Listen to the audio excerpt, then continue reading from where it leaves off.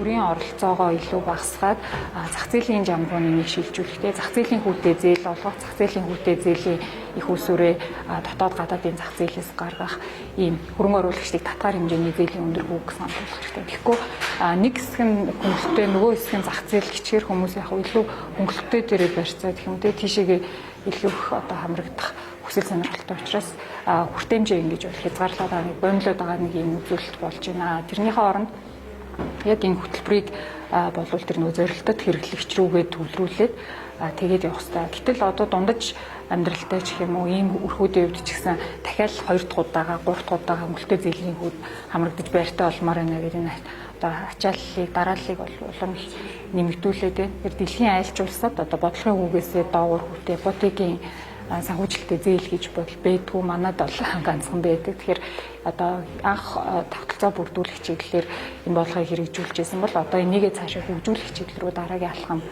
хийх хэрэгтэй болж гэж судалгааны үр дүн бол харуулж байна. 8% зээл анх гарснаас хойш 11 жил өнгөрсөн байна. Энэ хугацаанд орсон түрүүн миний дурдсан 130 мянган өрх айлын 40% нь гэр хороолоос орон сүнс рүү шилжсэн байгаа байхгүй. Тэгэхдээ тэр орон зайн бол эргээд орон нутгаас ирсэн усууд ингээд багасааг байдаг. Тэгэхээр одоо нэг бодлогын нэг асуудал тэнд бас харагдана. Бид нар гэр хороолоос айл нүүж байгаа бол тэр газрыг нь одоо газрын банк болгоод ч юм уу тэ авах боломж бас байгаа юм байна гэж харагдаж байгаа байхгүй. Газар чөлөөлөлт асуудал яригддаг шүү дээ. Газар чөлөөлөлт гэхээр чинь одоо бас их зардалтай арга хэмжээ болоод хэрэгжүүлээд хэцүү хүндрэлтэй байдаг.